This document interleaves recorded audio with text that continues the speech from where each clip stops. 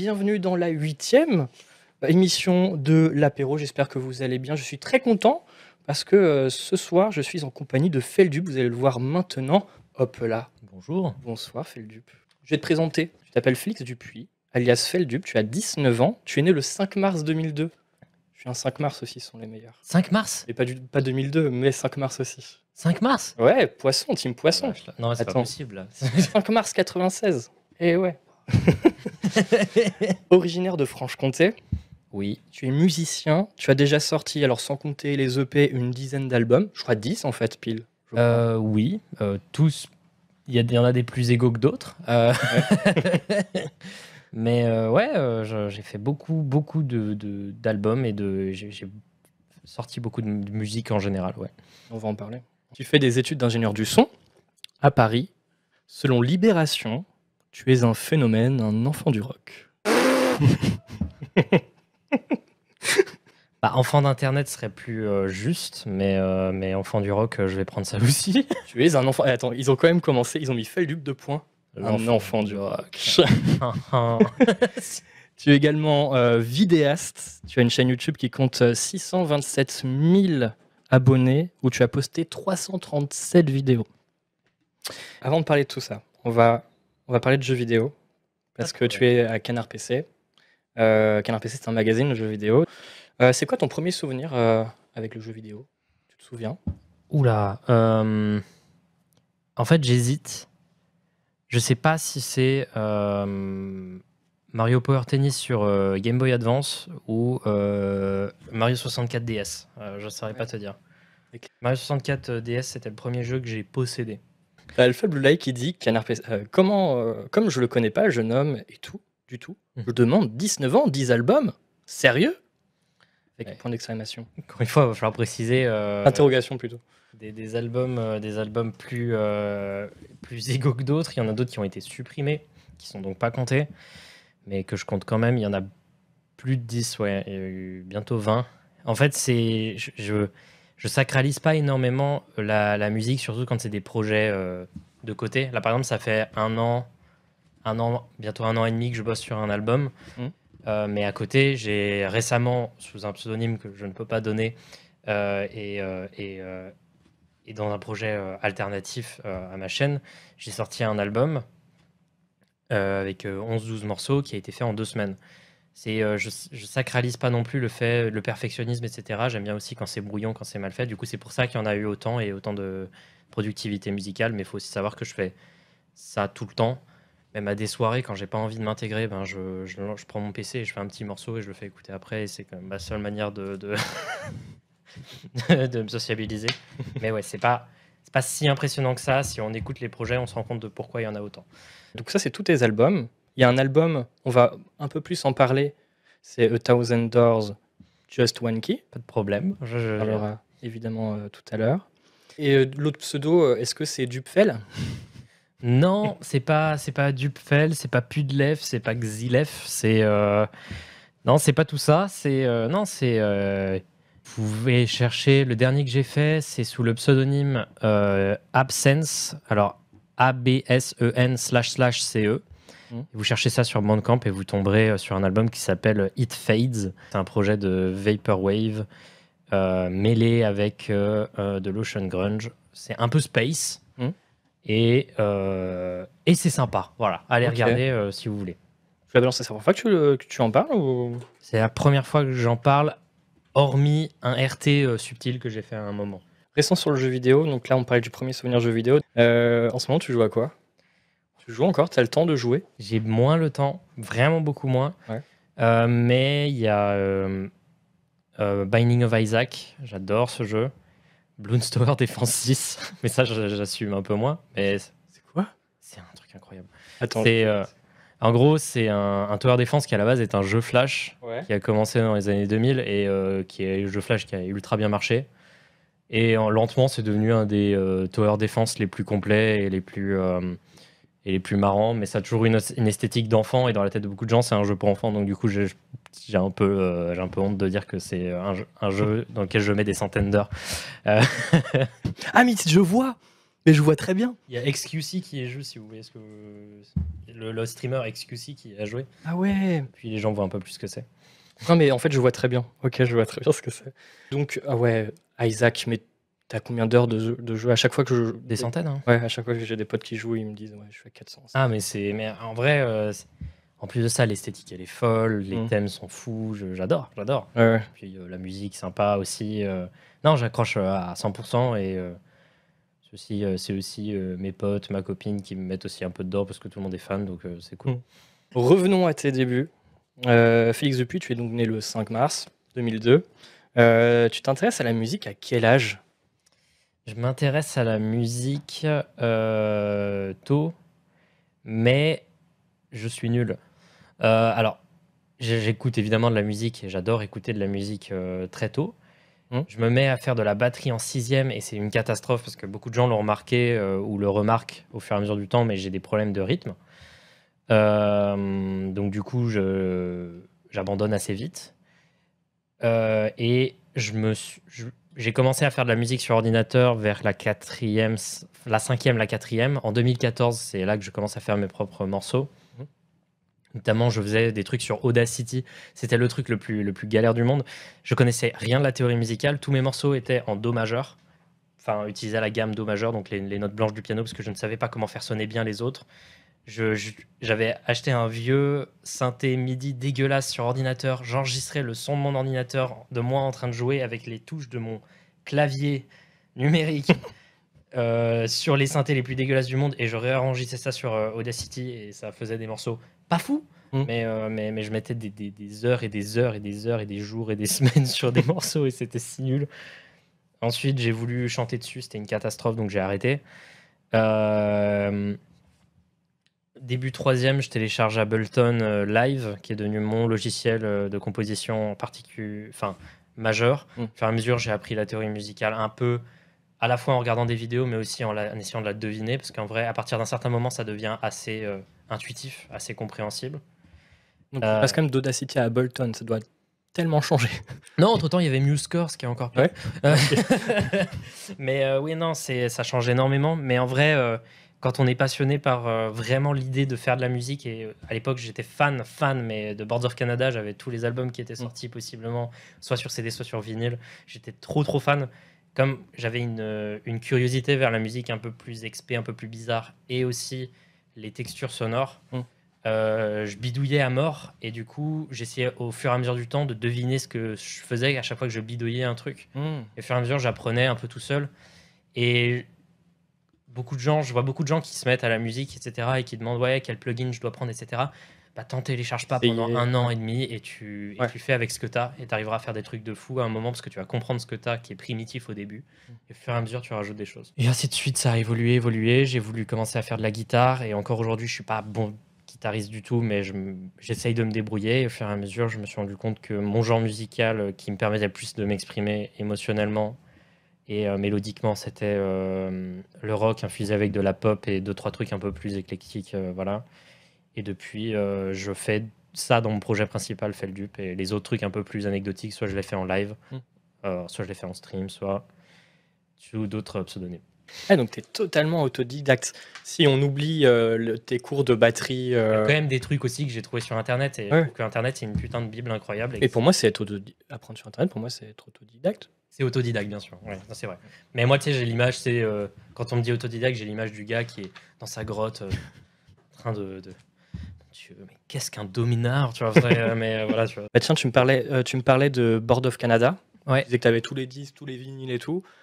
T'écoutais d'autres groupes? Il y avait quand même d'autres groupes que tu écoutais? Oui, au fur et à mesure, j'ai écouté d'autres choses que Boards of Canada parce que voilà, je marche beaucoup par fixette musicale.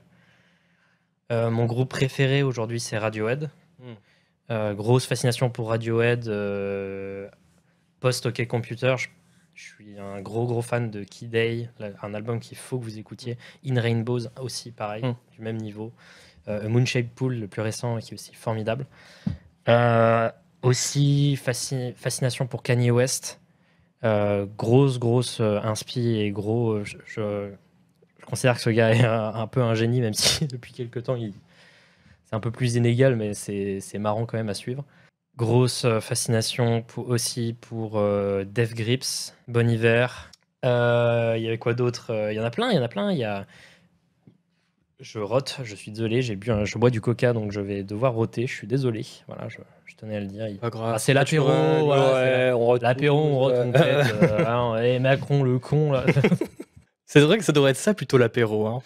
Là, on est beaucoup trop sérieux. Ouais, il faudrait du saucisson. Au moins un petit saucisson ici, tu vois, genre pour la forme. J'accueille trop mal mes invités. Et ouais, voilà, pour l'influence musicale, je pourrais en rajouter plein parce qu'en fait, j'écoute beaucoup de choses. Slint, j'aime beaucoup Slint. Plein de trucs, voilà. Plein de trucs, ça me viendra. Et tout à l'heure, je te demande d'ouvrir ton portable pour voir tes playlists. On pourra découvrir. On peut le faire maintenant hein, si tu veux. Regardez un peu l'album que j'ai parce que j'ai pas de playlist. Ah, gros fan de Tyler the Creator. J'adore l'album Igor. Oh là là, il est incroyable. Cet album est incroyable, j'écoute très souvent. Phénoménal. Flower Boy aussi. J'aime aussi Call Me When You Get Lost, mais c'est plus pour moi juste lui qui est en mode regardez, je suis un dieu du rap et je vais vous le redire encore. Donc ça me dérange pas, mais moins je trouve important pour son évolution musicale. J'aime bien Gorillaz aussi, ouais, j'aime beaucoup. Voilà. Et d'ailleurs, petite news, et moi je suis toujours dans l'actu, moi. Retour de Gorillaz. Il y a un concert unique de Gorillaz en France, ça sera en juin 2022 à Green Festival. Voilà. Prenez les places, voilà. Voilà, mais oui. Nous ne ferons aucun pourcentage. J'aime beaucoup LCD Sound System. Oh là, oh là. J'adore viscéralement. Mais soyons potes. Sounds of Silver, incroyable. This is Happening, un album que j'adore aussi. Je regarde un peu, voilà. Les Strokes, bien sûr, j'allais oublier de parler des Strokes. Weezer, parce que je suis éternellement vierge. J'ai pas plus à dire. Weezer, ils ont fait des trucs super. La pochette verte, là. Ah, là, cet album-là, justement, je l'aime pas trop. En fait, en général, quand t'es fan de Weezer, en général, t'aimes 2, 3 ou 4 albums des Weezer et tu détestes le reste. Tu les détestes autant que tu les aimes. Moi, en vrai, gros fan de Pinkerton. Et tu penses quoi de The Velvet Underground? Non, je sais pas pourquoi tu dis ça. Mince, on le voit plus là sur ton t-shirt. Mais t'as un t-shirt. Je l'aime bien, ce groupe. J'aime beaucoup. Non, j'aime bien. J'aime bien, mais j'écoute moins de musique vieille, étonnamment. J'écoute plutôt des trucs récents. Je sais pas, j'accroche plus à l'esthétique récente. Mais en vrai, dans mon cœur, les Velvet. J'ai envie de parler tu parlais de Radiohead tout à l'heure, et il y a. Je me suis dit que tiens, c'est peut-être un album qui te plaît parce que pour moi, c'est l'un de mes albums préférés parce qu'il est vraiment creepy. C'est The King of Limbs. Tu l'aimes? Limbs, je sais pas comment on dit. Je l'aime bien, mais c'est un de ceux avec lequel j'accroche le moins. J'ai bien aimé. En fait, j'aime bien quand ils partent un peu dans les expés, mais là, je trouvais que tout ne marchait pas toujours. J'aime bien beaucoup de morceaux dans The King of Limbs. J'aime bien Bloom, j'adore Bloom. J'adore Lotus Flower, évidemment, Codex. Mais il y a des trucs que j'accroche moins, genre Good Morning Mr. Magpie, je suis moins fan, mais voilà. Tu as pu commencer à publier des vidéos sur. Alors attention, là, on va vraiment aller loin sur tes vidéos YouTube. Hein. Ouais. Tu es prêt? Il n'y a pas de problème. À l'âge de 12 ans. La première vidéo, c'était à 12 ans. La toute première vidéo a été publiée, attention, le 26 juin 2014. Tu avais donc 12 ans. Et tu dis, alors attendez, parce que je l'ai. Un simple jeu, là? Oui, c'est ça. Attends, parce qu'il faut que je redescende. Non, parce que comme tu as plus de 300 vidéos, faut que là, je scroll. Voilà, c'est bon. Un simple jeu, Creepypasta FR, SCP-087B, Feldup. Est-ce que je peux publier? Oui, vas-y. Attends, il y a une intro. Est-ce qu'on peut écouter l'intro? C'est juste pour. Non, parce que je vais dire des trucs bien sur cette vidéo, vraiment. Okay. C'est pas. C'est même. Non, bien sûr, vraiment bien sûr, mais vas-y, vraiment. Pas de problème. Alors, fais attention au copyright parce que l'intro, c'est une version. C'est une cover, mais c'est une cover de Requiem for a Dream. Tu fais bien de le dire. Alors. Montage, rire et horreur, telle est ma devise. Alors, juste avant de le mettre, tu mets « Veuillez être indulgent, malgré ma maturité, je n'ai que 12 ans et je possède une sacrée voix de merde.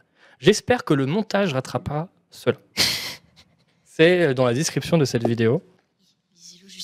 Et en gros, tu lis... T'inquiète, je vais couper. « Montage, rire et horreur, telle est ma devise. » C'était ton... Non mais en vrai, on n'est pas obligé d'en parler si t'as honte. Hein. Pas de problème. Merci beaucoup Feldup, c'était vraiment cool d'avoir reçu.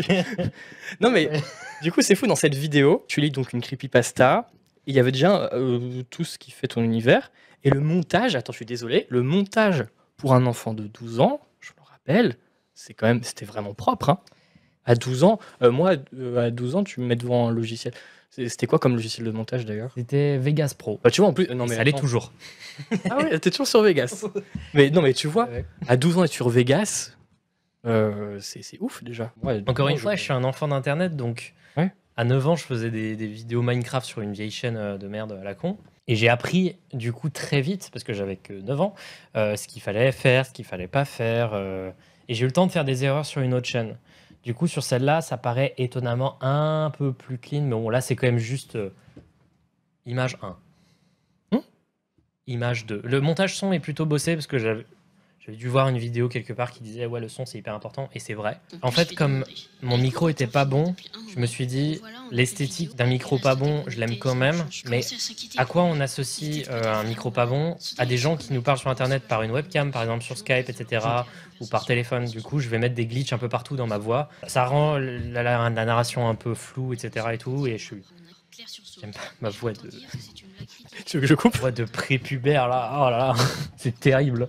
Et ouais, je racontais des creepypastas écrites par d'autres personnes, et j'en avais fait des centaines, mais je les ai toutes mis en privé parce qu'il y avait une période de 3-4 ans sur ma chaîne où ça stagnait de fou. J'ai stagné entre 4500 et 5000 abonnés pendant 3 ans. Et à un moment, j'en ai eu marre, et du coup, parce que les gens s'abonnaient pour les vidéos creepypasta, ils se rendaient compte que j'en faisais plus, et ensuite ils partaient. Du coup, il y a un moment, j'ai fait un changement radical de contenu. J'en avais parlé dans ma vidéo des 100 000 abonnés, où je fais un album à base de mes proutes d'ailleurs. Mais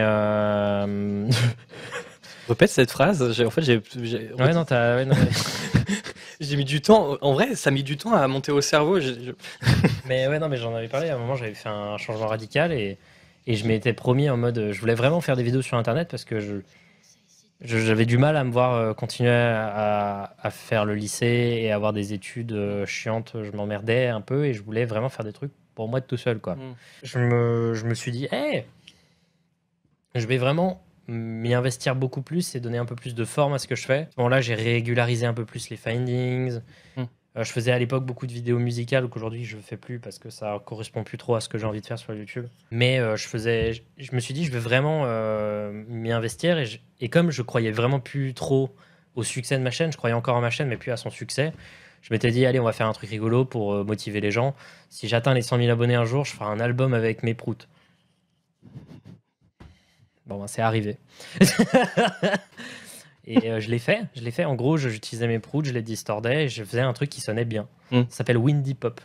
On va revenir là-dessus plus tard, parce là, on est encore au début de ta chaîne. Hein. Là, on fait par ordre chronologique. Donc là, je vous ai montré, donc c'était la première vidéo encore en ligne. Tu disais que tu mettais déjà des vidéos quand tu avais 9 ans. Donc là, tu avais 12 ans. On a suivi une deuxième vidéo qui est toujours en ligne. Cette fois, tu sors la caméra. Tu fais des plans en forêt. C'était le 4 octobre 2014 que tu as publié cette vidéo. Et la vidéo s'appelle Délivrance, Requiem et Feldup Creepypasta. Ah oui, en gros, c'était avec une youtubeuse qui d'ailleurs fait toujours des choses. Allez voir ce qu'elle fait, c'est sympa. Qui lisait aussi des creepypasta, parce qu'à l'époque, il y avait un peu cette communauté de creepypasta. En fait, j'ai laissé des creepypasta que j'ai enlevés, j'ai laissé les collaborations. Parce que je me suis dit, les gens qui ont fait ces collaborations avec moi, peut-être qu'ils voulaient que je les laisse, donc je les laisse. Mais non, je voulais le montrer parce que c'était la première fois en tout cas qu'on voyait sur ta chaîne là encore. Enfin, c'était là où tu sortais la caméra, où il y avait vraiment un court-métrage. Et en fait, pour suivre, il y avait un montage avec la voix, et on pouvait suivre ces creepypasta parce qu'il y avait tout le texte en ligne sur le site creepypasta. Creepypastafromthecrypt.com. Alors, je crois que c'est des plans qui étaient présents dans la creepypasta de base. Nous, on a juste fait un montage. Je crois que c'était pas une histoire où genre il y avait une communication par microphone de deux personnes, je crois, dans une forêt. Entre deux personnes, je crois. Ouais. Ou alors plusieurs personnes, ou je sais pas. Mais oui, on voulait donner l'impression vraiment l'immersion sur le moment. Parce que moi, je voulais mettre ça parce qu'encore une fois, 12 ans, moi, à 12 ans, je te jure, jamais j'aurais. Mais qu'est-ce que je fais à 12 Moi, j'avais une craie et je dessinais en bas de chez moi sur des zizi, sur des murs, tu vois. Enfin, moi, c'est ce que je faisais à 12 ans. Mais je le faisais aussi. Non, non, mais c'est parce que c'était mes délires. Je me suis beaucoup fait charrier à cause de cette chaîne au début. Par mes camarades de classe. Je me suis jamais fait harceler. En vrai, j'ai eu de la chance parce que putain, j'avais pas de potes. Mais je me faisais un peu charrier à propos de ça, et j'étais un peu tout le temps tout seul. Et comme j'étais tout seul, je faisais mes machins sur internet parce que c'était un peu mes seuls trucs que je pouvais faire. Donc, j'ai pas eu d'amis pendant très longtemps. Vraiment, pendant très longtemps, j'ai été très seul. Et à partir de la seconde environ, j'ai commencé à avoir un peu de. Encore aujourd'hui, j'ai des difficultés sociales très importantes. Rot par exemple en live quand on m'invite. Et la raison pour laquelle j'ai l'air plutôt à l'aise, c'est à la fois parce que je suis obligé, parce que YouTube, mais aussi parce que je me fais moi-même des cours, je cherche des vidéos sur YouTube de sociabilisation et apprendre et pendant un temps, j'en avais besoin parce que sinon, j'arrivais pas à communiquer. J'ai appris par exemple que Twitter n'est pas un journal intime, par exemple, et j'ai dû l'apprendre un peu avant que ça perce vraiment. Il y a Morgul, c'est vrai que je lis pas vos questions. Il y a Morgul qui demande à quand l'album avec l'héros. Ah ouais, en vrai, je pourrais le faire. Ouais. C'est quoi? Je le fais pour le 1 million d'abonnés. Clippé.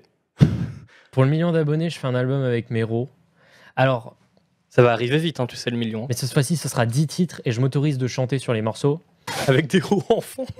Non, mais c'est pas des rots, parce que si tu t'écoutes, en fait, j'ai vraiment modifié les sons. Alors, ça va être modifié de la même manière que pour les proutes. Hein. Mais en gros, l'objectif, c'est de faire en sorte qu'on n'en entende pas. Il n'y a qu'un seul morceau où il y a un prout qui n'a pas été modifié, qui est joué, mais on ne l'entend pas parce que ça blende parfaitement dans le morceau. C'est pas des morceaux incroyables, hein, c'est des vieux morceaux un peu électro et tout. Mais quand tu sais le contexte et le peu de matière, c'est marrant. Attends. Là, je suis sur ton Bandcamp. Alors, pour une raison étonnante, je n'ai pas voulu associer Bandcamp à mes proutes. Nous allons écouter des proutes en direct. Vous êtes toujours sur l'apéro de Canard PC. Hop. L'EP de proutes de Feldup, complet Fuel EP. Bon, le début, c'est de l'électro un peu claquex. Donc là, c'est Booting Up qu'on écoute. Donc là, attends, j'entends pas bien. Augmente le son de ton PC. Voilà. Là, par contre, ça ressemble un peu à genre les musiques que tu peux trouver sur les bancs clips de droit un peu. En vrai, moi, celui dont je suis le plus fier, c'est le deuxième et le troisième, Gritty Pop, je crois qu'il s'appelle. Ah vas-y, je vais le mettre. Parce que ça, c'est... Le deuxième est bien parce que je chante. Ah voilà. Du Deadmau5, quelqu'un dit. Non, c'est vrai. En vrai, c'était pour Booting Up, c'était l'inspi. Bon, là, c'est plutôt du Dead Fart, mais ouais.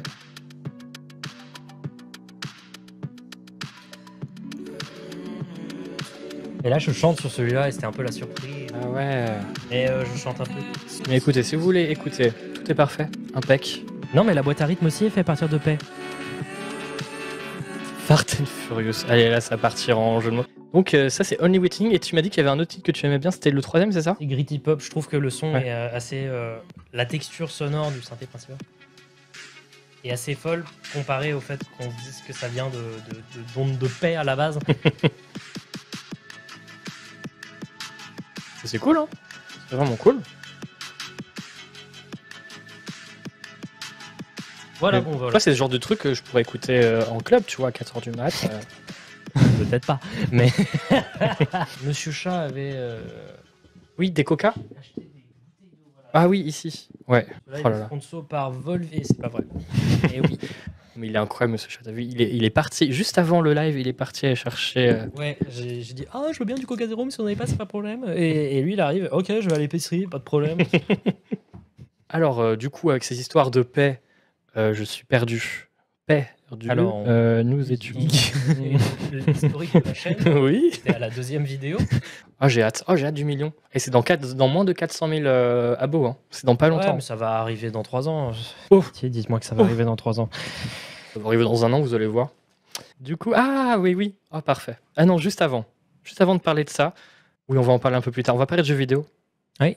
Mais avant, j'ai envie de parler de cet univers un peu creepy qu'on découvre, enfin qu'on voit souvent sur ta chaîne. D'où est venu je sais, comment t'es tombé? Les gens me posent tout le temps cette question. Mais moi, ça m'intéresse, surtout que moi, c'est un univers qui me passionne. Et à chaque fois que j'en parle à mes amis ne comprennent pas, tu vois. Et, en vrai, c'est une bonne question. Je pense que déjà, de base, j'aime beaucoup les esthétiques un peu dark, un peu...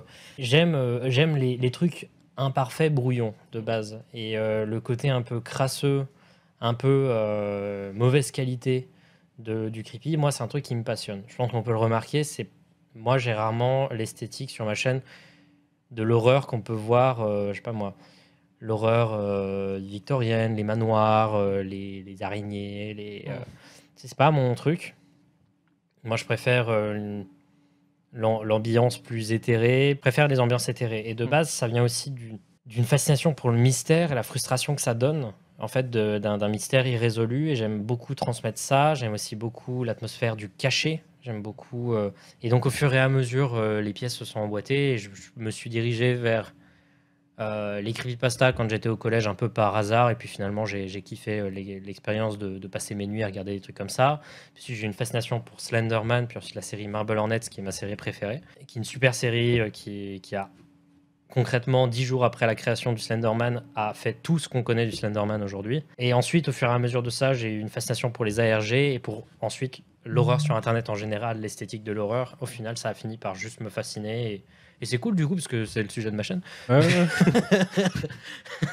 Tout a commencé avec Slenderman et tout.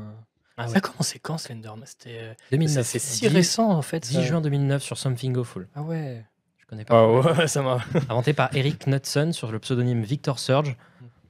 Pris 10 jours après par Troy Wagner, Joseph Delage et Tim Sutton pour réaliser Marble Hornets le 20 juin 2009 sur la chaîne YouTube Marble Hornets.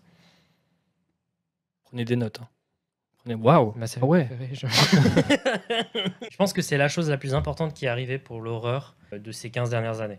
Je pense que le Slenderman, c'est la direction dans laquelle l'horreur allait aller, et dans laquelle elle allait à ce moment-là. C'est visionnaire comme idée, c'est un design simple, éthéré, représenté par ce qui à l'époque était nouveau, mais représenté par le fait qu'on a tous maintenant un téléphone dans la poche. Remarqué aussi vu à travers la révision de médias déjà existants, qui est un truc qui arrivait. Et au fur et à mesure, pour moi, Slenderman, c'est un précurseur de trucs qui allaient forcément arriver, et c'est brillantissime. Et je compte peut-être faire une vidéo sur l'impact que ça a eu sur Internet. Et le jeu vidéo Slender, c'est qu'en 2011. Ouais. C'est qu'en 2011. Et les gens l'oublient souvent. Et souvent, c'est considéré comme un personnage de jeu vidéo, parfois, par des gens. Mais c'est pas anodin. Finalement, c'était la transformation aussi que prenait l'horreur à l'époque. Dans l'indépendant, c'est tombé dans le jeu vidéo d'abord. Puis l'indépendant, les gens se sont rendus compte que le secteur de l'art indépendant en général, c'était pas que le jeu vidéo ou la vidéo sur Internet, c'était aussi des textes, des gens qui faisaient des films tout seuls, qui faisaient de la fiction, etc. Ainsi de suite, ainsi de suite. Il y a eu un déferlement de créativité autour du Slenderman. La création de Marble Hornets, c'était un truc de fou parce que ça a créé un truc qu'on appelle le Slenderverse, où il y avait plein de gens qui se sont mis à créer l'un après l'autre des séries exactement du même type. C'est-à-dire c'est une série qui a été postée sur YouTube. Et l'originalité de la série, c'est que c'était en fait aussi un ARG. C'est-à-dire que les personnages eux-mêmes faisaient comme si tout ce qui se passait était vrai. Et donc, ils avaient leur propre compte Twitter. Tu vois. Et il y avait une chaîne YouTube qui répondait, qui était dans le canon de l'histoire, qui répondait aux gens avec des messages critiques, etc. Avec The Ark. Et ça, pareil, c'est devenu un ressort de fiction qui est revenu tout le temps dans l'horreur à partir du moment où Marble Hornets l'a fait, tellement qu'on appelle ça des chaînes The Ark, le nom de la chaîne aujourd'hui dans la narration des ARG. Faux. Ah oui, t'inquiète, c'est normal, mais des fois, Monsieur Chat derrière il fait léviter des chapeaux Mario. Mais de toute façon, on ira le voir tout à l'heure. On ira voir Monsieur Chat tout à l'heure. Je me pose des questions. Mais c'est normal. En vrai, ce qui se passe derrière toi, c'est normal. Et donc, du coup, il y a eu le Slenderverse qui s'est créé. Donc, pareil, comme Marble Hornets, avec des chaînes qui allaient... avec Everyman Hybrid, incroyable... 100 Yardster, mais plein, un déferlement de créativité, des dizaines et des dizaines et des dizaines de gens qui ont créé des trucs dans le même style, avec pareil, à chaque fois l'antagoniste c'est Slenderman, mais juste d'une manière un peu différente. J'en ai participé à une période en faisant une émission qui s'appelle Signe D, n'allez pas voir ça. Pourquoi? Je suis pas fou. J'en ai fait 3 en tout, des séries comme ça. Une qui s'appelait Costard Noir, qui a été supprimée, ensuite Séquence AVI, qui... Et oui, mais Signe D, il y a 90 épisodes. 99, ouais. Et, 99. Et le même, à la base, c'était quand est-ce qu'il sort le 100e, qui était censé être la conclusion de la série. En fait, le problème, c'est que la saison 3, je suis rentré dedans en ne pouvant pas la faire. Parce que je rentrais à l'internat, et en fait, il fallait vivre chez moi H24 pour pouvoir faire cette série. Et de tous les acteurs qui étaient rentrés dans le projet, il en restait 2. Moi et mon meilleur pote. Comment dire que l'épisode 100 n'arrivera jamais. Je suis désolé, voilà. C'est fait pour être infini. Au moment de Signe D, tu étais à 500 abonnés. Ouais. Tu avais encore 12 ans quand tu as fait Signe D. Avant, il y avait séquence AVI. Oui. Donc, il y a eu 5 épisodes de séquence AVI. Ouais, et le départ de l'émission, de la série Signe D, c'est le 6e épisode de séquence AVI, qui n'existe pas, et c'était un peu méta, j'étais trop content de moi, et en fait, c'était pas ouf.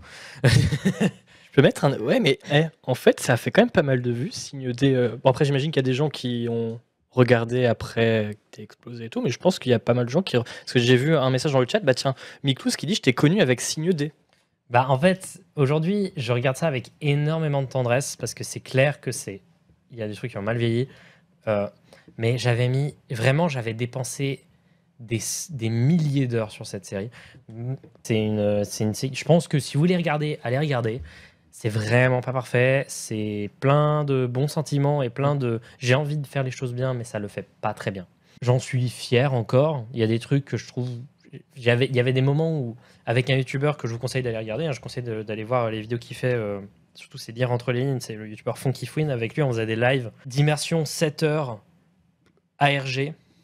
Donc c'était des lives où on faisait une énigme de A à Z dans les personnages de la série, etc. Où il fallait sauver le personnage principal qui se faisait pourchasser par des trucs, des entités, etc. Ça, c'était assez fou. Et ça se faisait suivre, tu vois, par une série de photos que le gars postait pour montrer où est-ce qu'il était. Et on le voyait évoluer et tout. Et c'était un truc de fou. Je me baladais à 3h du matin au milieu de ma petite ville de campagne en courant comme un gros con avec mon téléphone comme ça. Putain, s'il te plaît, marche la 4G, tu vois. C'était assez fou. J'étais trop content. Il y avait des trucs que j'avais fait. J'avais créé un programme de A à Z qui était censé être je crois, un truc de radio, un poste de radio d'une dimension parallèle. Ça n'avait aucun sens. Mais j'en étais trop fier. Et il y avait plein de trucs qui ont été faits. Et malheureusement, voilà. C'est génial. Restons sur cette idée de poste de radio dans un monde parallèle. Pour moi, ça peut être trop bien. Et non, mais oui, mais du coup, alors qu'est-ce qui se. Non. Le programme, tu l'avais fini c'était... En gros, le programme, c'était pas vraiment ça, mais en gros, l'idée, c'était un programme avec l'icône d'une personne imaginaire, on ne sait pas qui c'est, qui viendrait d'un endroit un peu parallèle. Il fallait choisir 3 valeurs qui allaient de 0 à 256, et on devait augmenter ou baisser la valeur.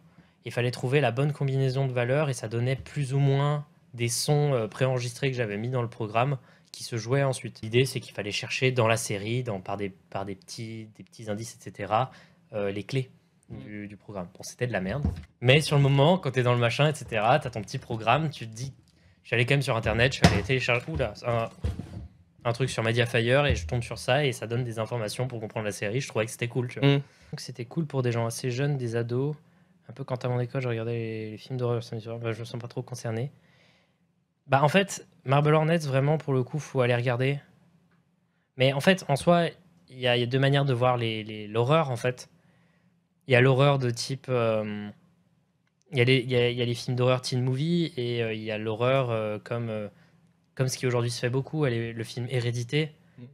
Si vous allez voir le film Hérédité et que vous en ressortez en vous disant « Ouais, bon, c'est un truc pour se faire peur entre ados », franchement, très franchement, je sais pas si on a vu le même film. C'est un film qui prend son temps avec des trucs viscéraux assez extrêmes et des excellentes idées de narration. Je peux pas vraiment dire que l'horreur en général, c'est des trucs qui sont cool pour des gens assez jeunes, des ados, quoi. Il y a toute une esthétique qui peut être intéressante. Il y a tout un univers qu'il faut découvrir et je pense qu'on peut pas juste dire je me sens pas concerné parce que le mot horreur rebute et que ça fait adolescent à la con. Et il y a des trucs adolescents à la con qui sont cool, hein, mais c'est vrai que c'est mieux de les consommer quand on est adolescent à la con. Faut pas juste dire horreur psychologique, parce que j'ai l'impression que quand les gens disent horreur psychologique, c'est qu'ils veulent donner l'impression aux gens qui regardent un truc pas con, alors qu'en vrai, vous pouvez aussi dire que c'est un film d'horreur et c'est pas pour autant que ce sera con. Il y a des gens qui mettent It Follows, mais It Follows, c'est un très très bon film, c'est très bien, j'adore l'esthétique et tout, mais je pense pas que ce sera le film qui lui fera se rendre compte que l'horreur, c'est pas que ça. Il y a aussi Chino qui parle de Midsommar, tu parlais de Hérédité, c'est par le même réal. Ouais, bah Midsommar, allez voir. Moi, j'ai moins accroché à Midsommar, mais en vrai, c'est un très bon exemple de l'horreur, c'est pas que du frisson pour adolescents. Voilà, c'est pas juste du frisson gratuit avec des jumpscares. Pour moi, vraiment, pour le coup, l'horreur au cinéma, je sais pas si elle est tout. En ce moment, il y a des trucs bien qui se font. Je suis pas très fan des films d'horreur qui sortaient au cinéma à une période, mais aujourd'hui, il y a des trucs vachement cool qui sortent. Récemment, j'ai été traîné par le cul par ma meuf pour aller voir The Haunting of Hill House. Ça valait 100% le coup. C'est, je pense, la meilleure série que j'ai vue depuis 5 ans. T'as vu Bly Manor après? J'ai vu Bly Manor, j'ai un tout petit peu moins accroché, mais c'est aussi excellent et je pense qu'il faut pas non plus passer à côté juste parce que c'est un peu moins bien. Mais Hill House, ça a été une claque. C'est un parfait exemple de montrer que l'horreur, c'est pas juste ça. C'est un drame familial déguisé en film d'horreur. Et moi, j'ai tendance plutôt à dire que c'est un film d'horreur déguisé en drame familial aussi. C'est phénoménal. Pareil, l'horreur jap, il y a des gens qui disent qu'il y a du solide, et surtout l'horreur coréenne. J'aime aussi beaucoup. Ouais, l'horreur jap, il y a Junji Ito. Si vous voulez aussi vous prouver que les mangas, c'est pas que pour les adolescents. Lisez Spiral. J'ai découvert moi, je suis tombé dans le monde de l'horreur et tout avec Ju-On. Ah, John Oh là là. Et c'est là où j'ai commencé à adorer les films d'horreur. J'ai enchaîné plein de films d'horreur japonais et tout. Ouais, bah l'horreur japonaise. Et Ju-On, incroyable. Aussi, il faut aller regarder l'horreur coréenne avec The Eye, qui est incroyable. Regardez pas les remakes américains, parce qu'il y a beaucoup de remakes américains. Oui, voilà, oui. Non, parce que faites bien attention, parce que Darkwater, souvent, quand vous allez chercher le film, vous allez tomber sur les remakes américains. Tant qu'à faire, voilà, Twilight. ça fait peur pour d'autres raisons. Team Jacob. Mais arrête, mais en vrai, c'est bien. Moi, j'adore Twilight. Team Jacob. Non, pas du tout. Non, je me suis trompé. Team Edward, pardon. Excusez-moi. Non, parce Jacob, que c'est qui déjà dans. c'est Where Have You Been, Loca, là. C'est le cheveux long. Non, cheveux courts. Musclé. Gros abdos, bien musclés et tout. Oui, je vois. Le loup-garou. Voilà, c'est ça, c'est le loup-garou. Putain. Darkwater, Audition. Ah ouais, Audition, très bien aussi. Mais Junji Ito, je connais pas. Je vois pas. Junji Ito, c'est un mangaka japonais, j'espère ne pas me tromper, qui a fait plein de trucs incroyables. Et c'est en gros tous les créateurs d'horreur qui aujourd'hui sont très respectés. Généralement, ils le vénèrent comme un dieu. C'est vraiment juste commencer. En général, je vous conseillerais de vous commencer par les plus connus parce que c'est vachement bien. Mais tout ce qu'il a fait, c'est incroyable dans le domaine de l'horreur, dans le manga. Vraiment, aller voir Spiral, c'est incroyable. En termes d'horreur picturale, en termes d'esthétique de l'horreur picturale, c'est phénoménal. Et des images qui te mettent dans des états pas possibles. Quoi. Cette semaine, je m'engage à lire Spiral. Bah, tu lis Spiral et tu fermes tes gueules. Junji Ito devait participer au Silent Hill fait par Kojima qui a été annulé. Ah oui, le Silent Hills. Ouais, Silent Hills, ouais. Je considère toujours que Pity, c'est un des meilleurs jeux d'horreur jamais créés. Pity, c'est le playable teaser. Je crois que c'est le premier jeu où j'ai cru que mon cœur allait vraiment s'arrêter tellement j'ai eu peur. Bah moi, c'est le premier jeu d'horreur depuis longtemps qui m'a vraiment fait peur quand j'avais la manette dans les mains. Parce que les gens ont pu voir, notamment sur live que j'avais fait avec Link et Terracid sur Phasmophobia, que je suis très difficilement impressionnable par un jeu d'horreur. En général, je suis très serein. Pity, c'est viscéral, je peux pas. C'est un très bon autre exemple pour expliquer que l'horreur, c'est pas que du frisson pour ado. Ouais. Ça, c'est constamment de l'esthétique viscérale puissante, constamment donnée. C'est pas ça joue. C'est un très bon exemple d'horreur psychologique, même si bon, on utilise souvent ça pour se branler la nouille. Mais voilà, c'est incroyable, incroyable. Bah tiens, d'ailleurs, je vais rebondir sur une question de quelqu'un sur Twitter qui disait, c'est Acidula, qui dit: tu connais les ficelles mécanismes de la peur dans les jeux vidéo et les films.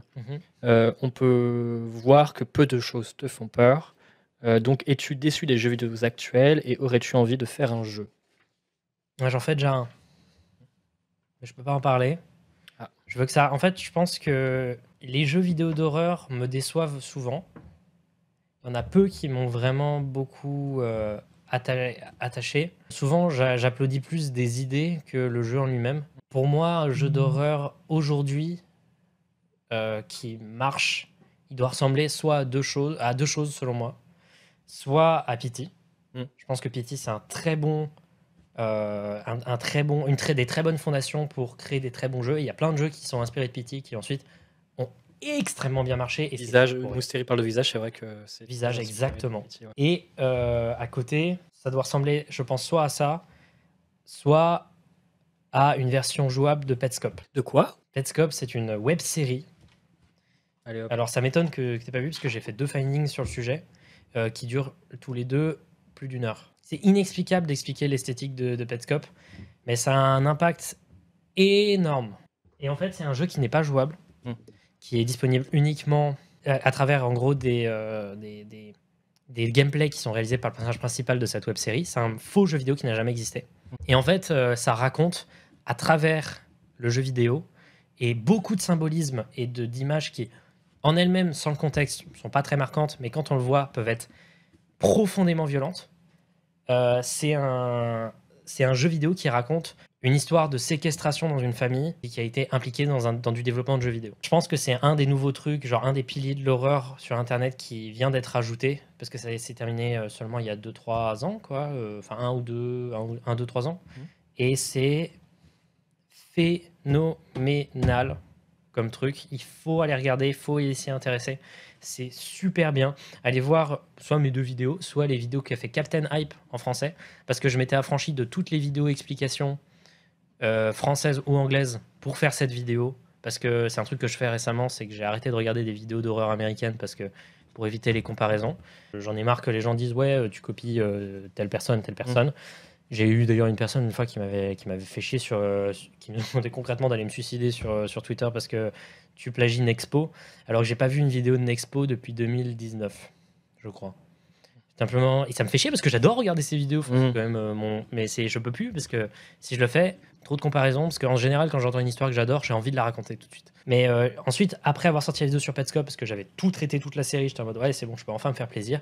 Les vidéos de Captain Hype en français sont parmi les meilleures, tout court, même pas YouTube, juste le français, non, tout le YouTube. Allez voir les vidéos de Captain Hype, elles sont super. Et le gars en même temps est un gars ultra réglo, donc foncez. Les théories sont mieux que les miennes, donc allez voir. Alors, vous voyez que Philippe vend très bien sa chaîne. Non, mais quand j'ai sorti les 2 vidéos, un mois après, je me suis dit, putain, en fait, je pense que ma théorie est complètement fausse et que j'ai raté un détail et que tout doit changer à cause de ça. Et du coup, j'ai somme. En tout cas, pour avoir un bon jeu d'horreur, il faut que ce soit un mélange de Pity et de Petscop. Non, pas un mélange. Ou l'un des deux. Non, soit Pity, soit Petscop. Parce que Pity, c'est le jeu vidéo en lui-même fait extrêmement peur. Un mélange de confusion, de mystère et d'esthétique efficace. Petscop, selon moi, aujourd'hui, on a du mal à avoir peur de quelque chose quand on n'a pas l'implication que ce soit possible, que ce soit un peu vrai, qu'il y ait une part de vrai derrière. Ça m'énerve un peu parce que moi, j'adore concevoir des fakes, etc. Mais c'est pour ça que j'aime bien concevoir des fakes, c'est que les gens se sentent impliqués dans une histoire qu'ils puissent croire. Si on crée un jeu vidéo à la Petscop jouable, c'est plus le jeu lui-même qui fait peur, mais c'est son existence elle-même. Et son existence elle-même crée un modèle narratif dans lequel le jeu vidéo représente quelque chose de 1000 fois plus flippant, parce que ça peut toucher et ça peut être vrai, tu vois, intérieurement. Et je pense que ça peut être l'évolution du jeu vidéo d'horreur. Mais encore une fois, faut qu'un indépendant le fasse et que ça se fasse copier en moins bien par un gros studio. Oups. Mais parce que tu as déjà fait un jeu. Tu avais Castle Knockback.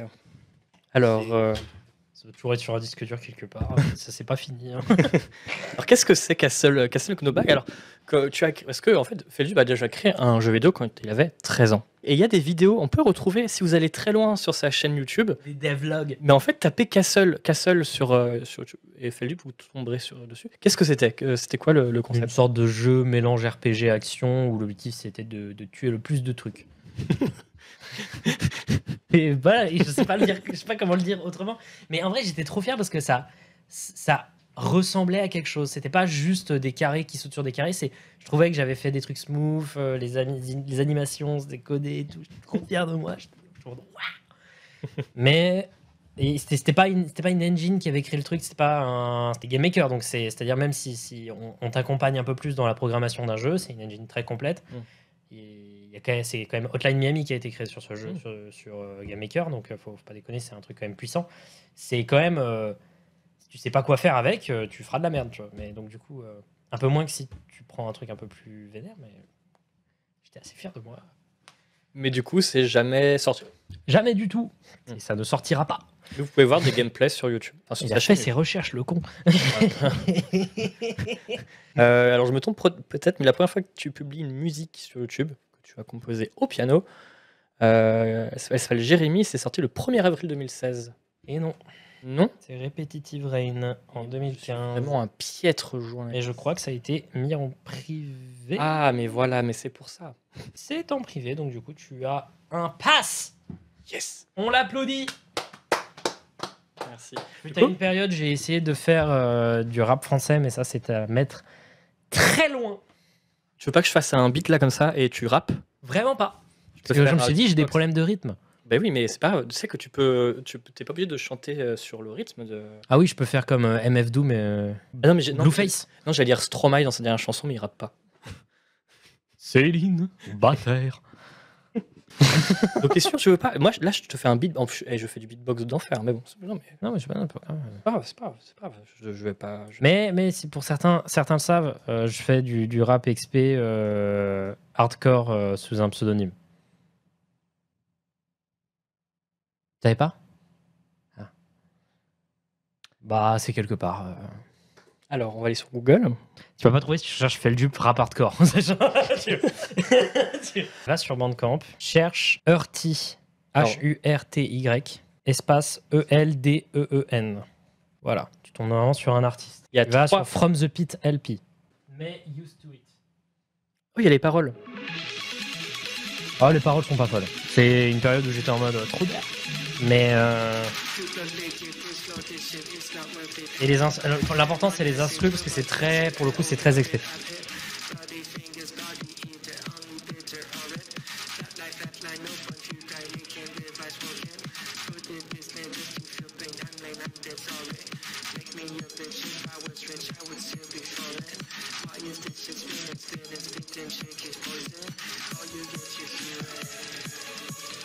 Et en fait, au fur et à mesure, ça devient de plus en plus chelou, les morceaux dans le projet. Et l'idée, c'est voilà, de faire du...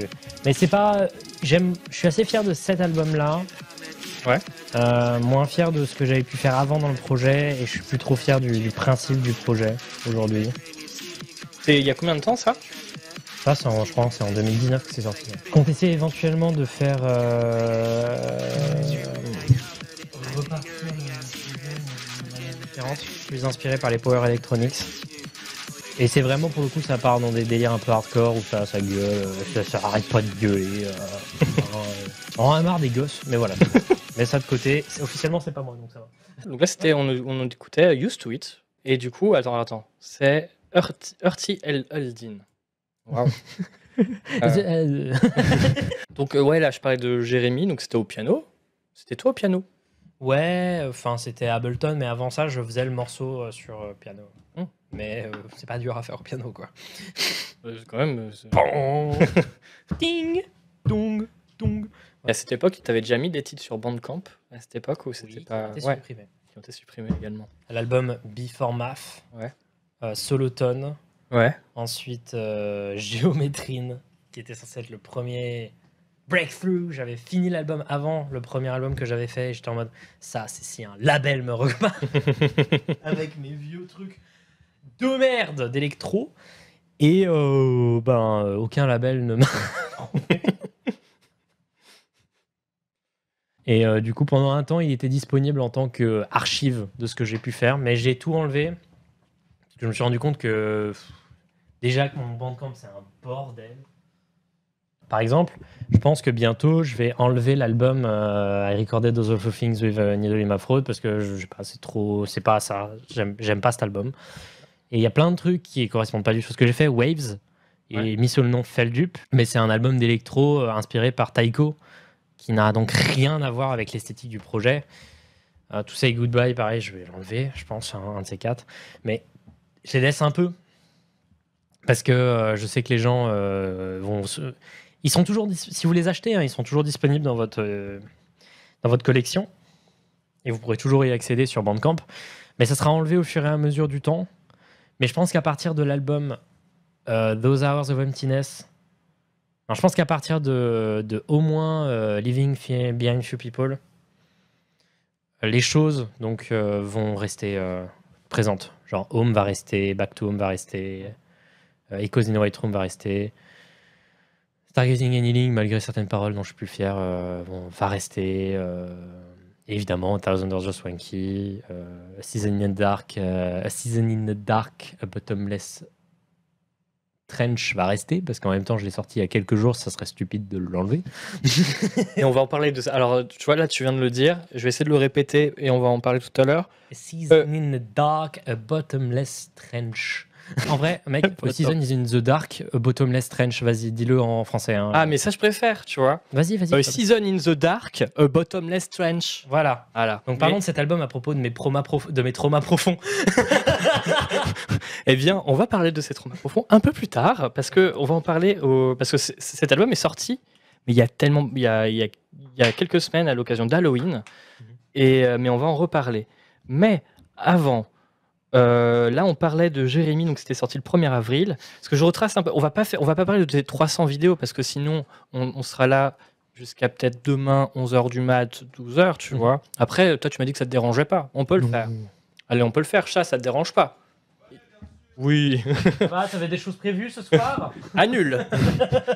Il y a beaucoup de vidéos qui sortent à ce moment-là. Tu parles des fois de youtubeurs. J'ai vu que tu parlais de Didi Chandouidoui en disant que c'est un super youtubeur. J'ai vu que tu parlais d'Antoine Daniel en disant mais calmez-vous. Oh putain. Mais ça, c'est des vieilles vidéos. Mais en vrai, à l'époque, je le pensais à mort et j'étais trop content d'en parler. Aujourd'hui, je ferais pas des vidéos sur d'autres youtubeurs, tu vois. Même si j'ai des choses négatives à dire. Par exemple, la vidéo sur Didi Chandouidoui, à l'époque, je regardais beaucoup les vidéos de Didi Chandouidoui, aujourd'hui moins. Mais j'aimais bien son côté en fait DIY à l'époque, tu vois, un peu do it yourself, un peu c'est mignon, c'est sympa. Aujourd'hui, c'est beaucoup moins mon esthétique, c'est un peu moins mon délire, Didi Chandouidoui, mais en vrai, je respecte de ouf. Et c'est à cette période-là aussi où il y a les findings qui commencent à arriver. Et j'ai l'impression que c'est vraiment les findings qui ont réellement fait exploser ta chaîne. Le premier findings qui a vraiment marché dans l'algorithme, c'est le findings sur la disparition d'Andrew Gosden. C'est même pas ma vidéo la plus vue, tu vois. Mais c'est celle-là qui a vraiment démarré le premier. C'était le numéro combien? Parce que c'était pas le premier ni le deuxième. Enfin, c'était un peu plus loin, ça. C'est le 16e. Et tu sais pas pourquoi? Enfin, t'as aucune réponse de pourquoi cette vidéo et pas une autre? Je pense que le concept de disparition, le fait que c'était court mais efficace, ça a plu aux gens, je sais pas. Mais cette vidéo-là m'avait fait passer en quelques jours de 5000 abonnés, qui était le truc auquel j'étais bloqué, à 10 000.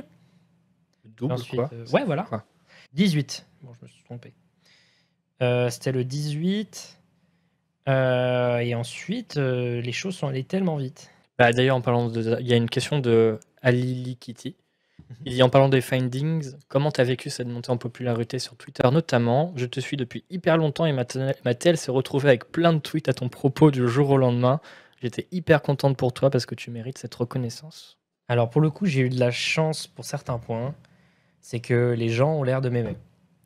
Il y a notamment Twitter, il y a une grosse période où Twitter m'aimait beaucoup. et en vrai, j'ai toujours beaucoup de positivité.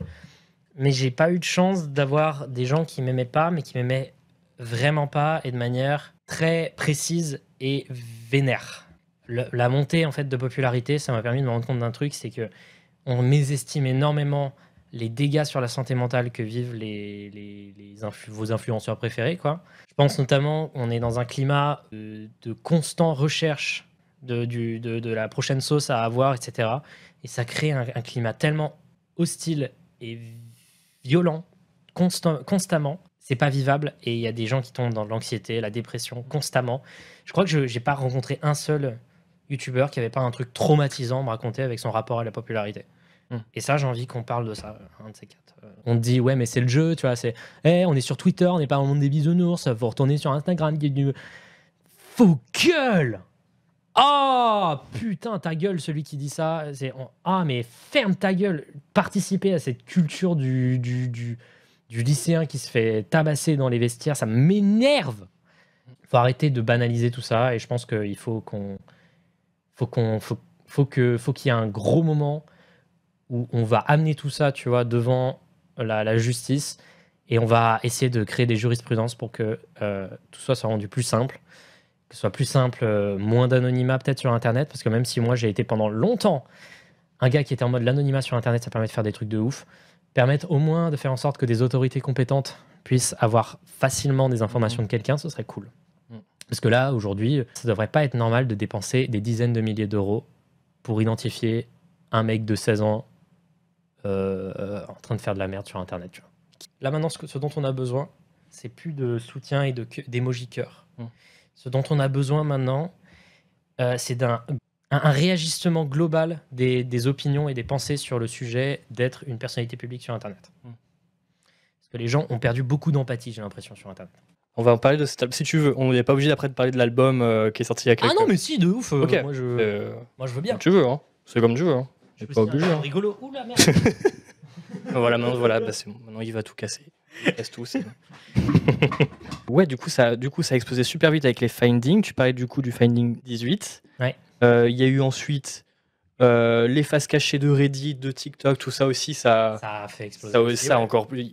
Je pense que c'est Reddit qui a déjà. Enfin, il y a eu TikTok, c'était plus tard. C'était Reddit d'abord. Ouais. La première face cachée de Reddit a hyper bien marché. La troisième aussi. J'ai roté. Ensuite, il y a eu la face cachée de YouTube qui a un peu moins marché. Ouais. Mais je mets une grosse astérix sur ça. Ensuite, la face cachée de TikTok, il n'y en a eu qu'une seule édition et j'essaie d'en faire une deuxième. Mais je trouve pas assez de sujets intéressants pour l'instant. Et à un moment, là, récemment, j'avais fait une face cachée de YouTube, la troisième. Et la dernière vidéo, la toute dernière que j'ai vue il y a pas longtemps. Oh là là là. Backroom. Tu regardes ça. Ouais, tu regardes ça. J'ai regardé ça à 1h du mat sur la télé avec le casque. C'est déjà fouette dans l'ambiance pour regarder. C'était beaucoup de taf. Mais oui, parce que à la base, alors pour l'histoire, je voulais te recevoir la semaine dernière. Ouais. Et tu m'as dit, alors pour être honnête, je suis un peu fatigué avec la sortie de cette vidéo. Alors si ça te dérange pas. De la période où j'ai fait les vidéos Petscope, c'était 3 mois de boulot où H24, je revenais sur mon ordi, j'avais qu'un écran à l'époque, donc c'était encore pire. J'avais la moitié de mon écran, c'était analyser des vidéos, et l'autre écrire. Et là, c'était ça, mais en plus court. C'était trop gentil, tu m'as dit, si vraiment je dois y aller, je viendrai. Je fais, mais non, mais moi, ça me dérange pas, mais je me dis, vous avez votre agenda et tout. Ça parle des backrooms.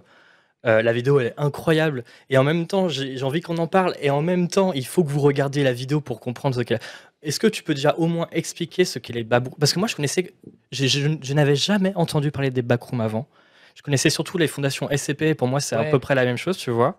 Du coup qu'est-ce que les backrooms on dit plutôt? Les backrooms. Alors les backrooms c'est en fait à partir de 2019, fin 2019, il y a eu un texte qui a beaucoup tourné sur Internet, accompagné d'une image un peu bizarre de locaux, d'entreprises vides complètement, éclairés d'une lumière jaunâtre, avec du tapis un peu moisi, etc.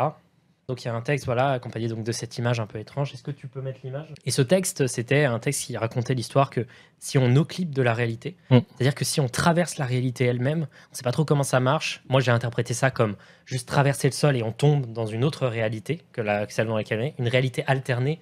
Et donc cette image, accompagnée donc du texte en question, qui est super présent. De base, le texte, il est croppé d'une manière dégueulasse sur l'image. J'ai dû faire un montage, et personne ne l'a remarqué, mais j'ai passé je sais pas combien de temps à reproduire cette image et à copier chacune des lettres en bas. Si vous regardez, chacune des lettres, en fait, c'est des lettres qui sont déjà présentes en haut du texte sur cette ligne-là. Pour une raison simple, c'est qu'il y a la compression de l'image qui a été appliquée d'une manière, et il fallait qu'on revoie... Bon, bref, je me suis fait chier comme un gros con alors qu'il n'y avait aucune raison de faire ça. Aucune. Voilà, j'ai passé 2 heures. L'idée, c'est qu'on pourrait traverser la réalité et tomber dans une réalité presque infinie, mais genre gigantesque, plus grande encore que le monde actuel, de pièces de ce type, aléatoirement segmentées, non linéaires, où on peut se retrouver en marchant dans la même direction, à nouveau dans la même pièce qu'on a déjà franchie, constamment éclairées par des lumières jaunâtres, qui émettent tout un bruit, un grésillement de lampes, je crois halogènes, c'est les lampes fluorescentes qui font ce grésillement constant, et dans lequel des gens disent, on pourrait entendre des autres entités présentes, et donnant l'impression qu'on n'est pas seul, alors que pourtant on marche et on ne voit personne. Et des gens ont commencé à théoriser autour de ce texte, à créer des différents étages de cette réalité jusqu'à ce qu'il y en ait des centaines et des centaines. Il y a plusieurs versions. Moi, je parle pour ceux qui connaissent, je décris le modèle qu'on appelle le modèle 3+, c'est-à-dire le modèle où il y a plus de 3 étages, qui est le Wikidot, qui pas forcément toujours c'est le plus connu, mais pas forcément toujours le préféré des gens. Et en fait, là, dans cette vidéo, je vais d'abord vous faire voyager un peu dans ces réalités alternées qui évidemment donc du coup n'existent pas, mais toute la documentation sur Internet compte au-dessus. Ensuite, on va un peu expliquer comment ça marche, un peu tout l'or qui a été créé autour. Et à la fin, on essaye de décrire qu'est-ce qui est vrai, qu'est-ce qui est faux. Bon, évidemment, voilà. Mais aussi l'origine du truc, l'origine du mème, de l'engouement, de la légende. Et à la fin, essayer de retrouver où a été prise cette photo. Et vous allez voir, il y a un petit twist à la fin à propos de ça. Et tu disais d'ailleurs dans cette vidéo qu'il y a des trucs qui te... Parce que du coup, ça allait super loin, cette histoire de backroom. Ouais. Et il y avait un truc qui te plaisait pas dans cette ascension, on va dire, du truc. Il y a le fait que les gens puissent se balader en groupe et tout. Il y avait plein de trucs qui te...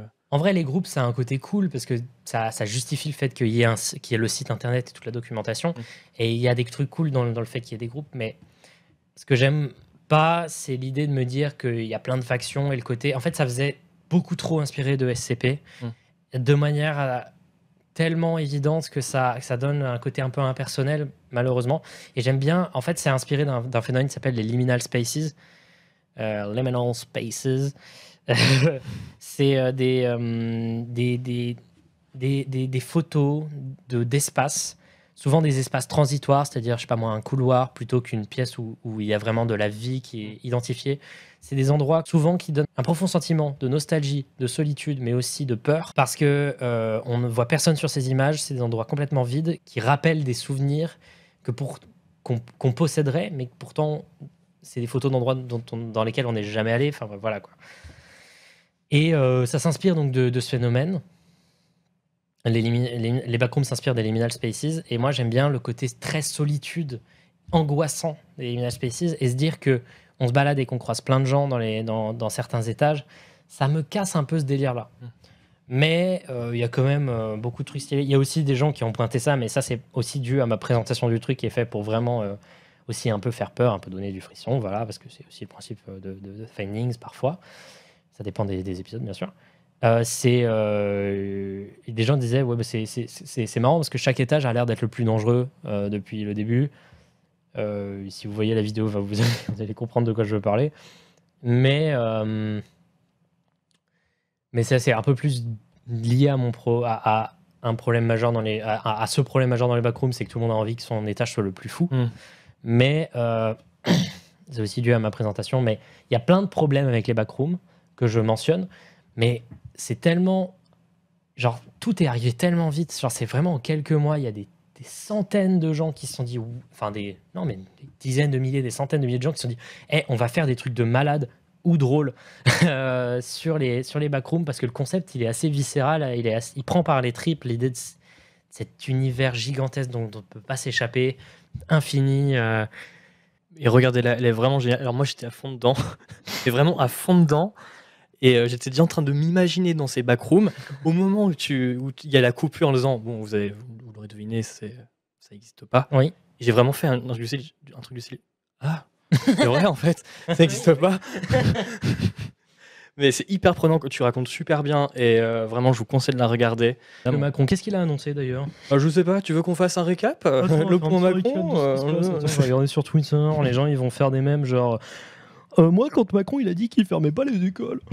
N'est-ce pas? Ouais, bon, ça voilà. Je vous demandais comment tu trouves les sujets et comment tu te documentes pour écrire la vidéo.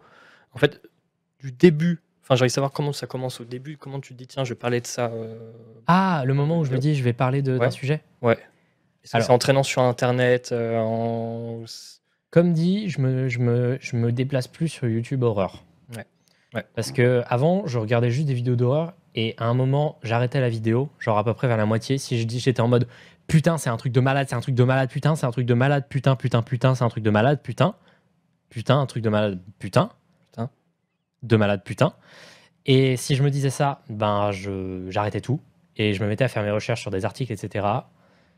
pour en parler. Aussi, parfois, ça m'est arrivé de tomber sur une anecdote quelque part que quelqu'un m'a raconté ou alors que quelqu'un m'a proposé. Et je vais me dire, oh, je vais regarder la page Wikipédia, je vais regarder un peu de ça. Et là, je suis en mode, ah putain, il y a un vrai truc. Et je vais en parler. Mais souvent, en général, il faut qu'il y ait ce déclic où je me dis, c'est fou ou alors c'est intéressant. Mais il faut pas non plus... Par exemple, j'ai jamais traité d'un sujet qui sera ouvertement juste horrible. Par exemple, je ne parlerai jamais de l'histoire de Junko Furuta. C'est une histoire atroce dont je ne vais pas parler. N'allez pas regarder, vous allez juste mal dormir, vous allez être triste. Parce que c'est une histoire juste atroce, réelle, d'une personne qui a énormément souffert. Ce que je n'aime pas, c'est qu'on ne trouve pas de sens dedans. Moi, je veux qu'à chaque fois, même dans les choses les plus atroces et les plus extrêmes, on puisse trouver du sens. Quelque chose de... Est-ce que ça a fait avancer quelque chose? Est-ce qu'on peut voir ce qui aurait pu être empêché pour que ça arrive? Justement, pour que ça arrive pas. Pardon. Donc, du coup, il faut que ce soit un truc qui me titille, qui me fait me sentir une émotion profonde de c'est un truc de fou, il faut que j'en parle. Il faut que j'ai ce drive pour en parler. Ou alors que je sois en mode putain, c'est intéressant. Surtout quand il s'agit de parler notamment, par exemple, de création horrifique sur Internet français. Souvent, c'est des vidéos où ça parle d'un truc un peu moins viscéral parce que sur Internet français, on fait malheureusement de l'horreur avec beaucoup de retard. Quand il y a un truc bien qui sort, en général, c'est bingo, il faut en parler parce que j'essaie d'encourager énormément à la création. C'est dans ce cas-là, s'il y a juste un truc intéressant et qui vaut le coup d'être raconté, je vais juste le dire et le faire, voilà, comme j'ai pu faire avec certains threads sur Twitter, etc. Notamment le super FL 1812 de Thomas Hercouet. C'est les deux drives majeurs. Ok. Et du début de l'idée, où vraiment tu as le gling, oh putain, putain, putain, putain, c'est génial, oh putain, putain, c'est génial. Putain, c'est génial, putain. C'est trop bien, c'est génial. C'est trop bien. Putain, putain. Putain. À la finalisation du montage sur Vegas, ouais. Ça te prend en moyenne combien de temps? Par exemple, pour Backroom, qui avait l'air d'être... C'est le pire exemple. Ah ouais. Le pire exemple parce que je vais dire 1 mois et demi. Ouais. Enfin, je vais dire 1 mois et demi, mais intensif. Mais en fait, ça dépend. Par exemple, les faces cachées, là, la face cachée de Reddit, si je la sors bientôt, la prochaine face cachée de Reddit, je vais peut-être pouvoir dire, si je veux me la péter, ouais, je bosse sur cette vidéo depuis genre 6 mois. En réalité, non.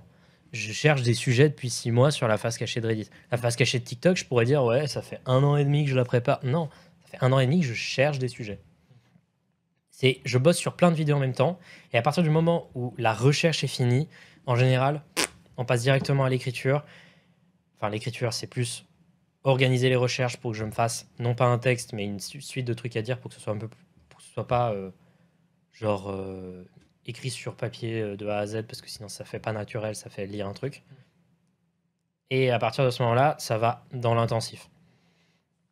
Mais sinon, il y a énormément de vidéos en elles-mêmes qui sont faites. Mais souvent, pour une vidéo de genre 22 minutes, 25 minutes, ça va prendre 10-15 jours. Mais du coup, il faut enlever les recherches dans tout ça. Et du coup, c'est pour ça que maintenant, j'ai quelqu'un qui m'aide un peu dans les recherches de certaines vidéos. Un des 5 trucs de la face cachée de YouTube, c'était la partie sur Elliot Rodger, avait été fait par Becca, pour ceux qui connaissent. Et là, dans les backrooms, les recherches sur les groupes de survivants et sur certaines entités à un moment, c'était pareil, Becca. Est-ce qu'il y a une vidéo parmi toutes les vidéos? Alors, parmi les 300 beaucoup de vidéos. Vraiment de vidéos. Est-ce qu'il y en a une où tu es vraiment particulièrement fier et peut-être qu'il n'y a pas eu trop. Ah, ouais. Il y en a plein, j'en ai plein. Et une où peut-être même tu te dis, mince, elle n'a pas tant bien fonctionné que ça et je voudrais. Les 40 morceaux les plus terrifiants. Ouais. Elle a fait 600 000 vues, je crois, un truc comme ça. Ouais, mais à côté des 1 million, c'est. De mémoire, hein, je crois que c'est un truc comme ça. Attends, je vais regarder. Non, parce que justement, je crois qu'elle n'avait pas fait un. Comparé à ce que je voulais faire de cette vidéo, 571 000, c'est dans la moyenne. La moyenne basse. C'est vrai que maintenant, tu atteins souvent les millions de vues. Maintenant, plutôt le quotidien, tu veux qu'on en parle? Allez, super. Comment il va, lui? Attends, j'ai eu que 600 000, non, mais ça n'a pas fonctionné. Cette vidéo-là, c'est énormément de recherches, et je pense que c'est ma vidéo qui fait le plus peur et qui a le message le plus important sur la limite dans l'art. Parce que ça va parler de sujets très graves très vite, et ça va aller de plus en plus loin jusqu'à parler d'albums qui ne sont même plus de la musique, qui sont juste des enregistrements de trucs atroces. Et à partir de quel moment on se dit, là on arrête. Et c'est, je pense, une de mes meilleures vidéos. Par contre, vraiment, pour le coup, je pense que c'est ma vidéo qui fait le plus, genre, viscéralement peur. Ouais. Surtout si, comme moi, vous êtes très susceptible à l'horreur auditive. Et si vous vous demandez pourquoi il n'y a pas des morceaux d'horreur pour les gens qui connaissent bien la musique qui fait peur, s'ils ne sont pas présents dedans, c'est parce que j'avais déjà fait une vidéo sur le sujet avant, et donc peut-être qu'ils sont dedans. Genre, par exemple, des trucs comme... je parle vraiment au chat, hein, t'inquiète pas, je leur parle à eux, là. Je suis fatigué, putain. Non, voilà. Ouais, du coup, je disais avec mon meilleur pote le chat là. Ouais, ça va, et toi, ouais. Non, oui, des trucs comme, je sais pas moi, Frankie Teardrop de Suicide, par exemple. Voilà, bon, du coup, de retour, Jules. Alors, je voulais savoir, Jules, depuis combien de temps tu travailles pour Canard PC Ça fait 1 an. Ok, donc en 2013, tu as sorti une vidéo sur YouTube dont tu as vraiment honte. Comment tu sais? Oui. Une reprise de Nekfeu, on verra bien. Où je chante, il y a un clip sur YouTube. Alors, du coup, on va... Comment... Attends, mais il faut qu'on parle de ça. Bah non, parce que c'est toi mon invité. Non, on va pas en parler. T'inquiète pas, t'inquiète pas. Je vois que l'heure avance et j'ai envie de parler de plein de trucs, mais du coup, je vais devoir sauter des questions. Et on va bientôt fermer la parenthèse YouTube, on va parler de musique et d'un super album. Mais en tout cas, ce qui est fou, et il y en a qui l'ont dit déjà dans le chat, et on me l'a déjà fait remarquer, en ce moment, on te voit dans pas mal d'autres vidéastes, chez d'autres vidéastes. Tu as fait je crois que j'ai vu ça sur le Discord de CPC. On t'a vu avec Charlie Danger en septembre dernier. On t'a vu chez Cyprien, 301 vues. On t'a vu avec Al236 Magla. C'était pour une soirée horreur, mais c'est bien ça. C'est génial. T'as fait un escape game avec le Grand JD, avec Dwagby, avec Gotaga. Ouais. C'est ça. On peut même des fois te voir dans les nouilles rampantes. Donc c'est avec Boulet, c'est avec Thomas Hercouet. Thomas Hercouet, Boulet, ouais. Trop cool. Ouais. Moi, je trouve ça génial. En fait, c'était même pas une question. Je trouve ça génial de te voir avec d'autres youtubeurs et je suis trop content pour toi. Ok, bah, ça me fait plaisir. Et moi, j'en profite parce que ça faisait tellement longtemps que je faisais des trucs dans mon coin que j'étais content de faire des trucs avec des gens. Et je fais que des trucs avec des gens que je juge bien, etc. Et je suis, par exemple, Charlie Danger. Quel bonheur de faire une vidéo avec elle. Ça faisait super longtemps qu'on voulait faire un truc et c'est trop cool. Gotaga, mais un amour, ce gars. Vous pouvez pas imaginer à quel point, quand la caméra est fermée, ce gars est le mec le plus vrai et le plus gentil, quoi. Enfin bref, et le grand JD, mais... Il y a besoin d'expliquer? Bah oui, mais non, mais ça devait être fou. Cet escape game, ça devait être génial. C'était marrant à faire. Je sais, à voir, je sais pas si c'est parce que j'ai pas revu. Je sais pas si à voir c'était incroyable. Surtout qu'en plus j'avais les pires habits. J'avais les pires habits et j'étais. Je sais que je suis pas photogénique et que physiquement je suis pas fou, hein, mais là c'était chaud quand même. Mais c'était à faire en tout cas, c'était fou. C'était trop bien. Bon, j'ai quand même bouffé un cafard et ça me reste en travers de la gorge. Les pattes te gratouillent l'arrière de la gorge. C'est une atrocité. Mais... Alors, ton album, A Thousand Doors, Just One Key, je l'ai bien dit? Oui, A Thousand Doors, Just One Key. Just One Key est sorti il y a 1 an et quelques mois. C'est des vinyles streaming, vous pouvez l'écouter sur Spotify, Deezer, un peu partout. Tu l'as écrit, tu l'as composé, mixé, masterisé. Oui. Ça, c'est grâce en plus à tes études, j'imagine, d'ingénieur du son. Bon, bah, je les ai pas finis et j'étais là pendant approximativement 1% de la 2e année, mais on peut dire que c'est ça, ouais. Bon. Je suis désolé, maman, j'ai pas été un très très bon étudiant. Mais là, ça va, je m'en sors bien. Enfin, en tout cas, c'est tout ça en 9 mois, quand même. C'était en 9 mois et particulièrement les 6 derniers mois de trucs. Là, j'ai été un peu plus actif, mais ouais. Et c'est ton premier album. T'aimes pas quand on dit c'est ton premier album pro? Ou ça te va ou... Premier album distribué dans des chemins classiques. Pro, bah, il est même pas pro. Il sonne pas spécialement pro, il sonne encore un peu amateur. Mais c'est parce que c'est aussi mon esthétique. Enfin, je vais essayer éventuellement peut-être de bosser avec des studios et des trucs beaucoup plus pro pour le prochain album. Mais je sais même pas si ça va coller à mon esthétique. Et donc pour l'instant, c'est un vrai débat intérieur de savoir si je dois ou pas enregistrer les choses avec autre chose qu'un SM58 qui coûte pas cher, quoi. Et t'as signé chez Talitre. Ouais, mais je suis trop content d'être chez Talitre parce que c'est un très bon label. Et c'est un label indépendant de fou qui a signé des groupes phénoménaux. Ils ont signé The National à une période, qui aujourd'hui fait des trucs de malade. Écoutez The National, c'est génial. Écoutez The National, écoutez Sleepwell Beast, un album phénoménal. Je suis trop content d'être dans un groupe. Motorama aussi, ils ont signé. Thousand, Emily Jane White, qui a plein de trucs incroyables. Et je suis trop content d'être dans un label que j'aime. Pas juste un label fourre-tout qui ont vu que j'étais youtubeur et tout. Non, là, c'était des potes de Bordeaux qui ont parlé à un pote à eux qui bossait pour Talitre. Et Talitre a parlé à Sean Bouchard, le gérant de Talitre. Et C'est fou. Et je suis trop content. Je suis trop content. Tu te souviens quand tu as appris que tu signais chez eux? Oui, je m'en souviens. Est-ce Ma que mère tu était veux, fière. est-ce que tu veux faire de l'acting et est-ce qu'on peut revoir la tête que tu as fait quand tu as appris? Là, il y a un gros plan sur toi.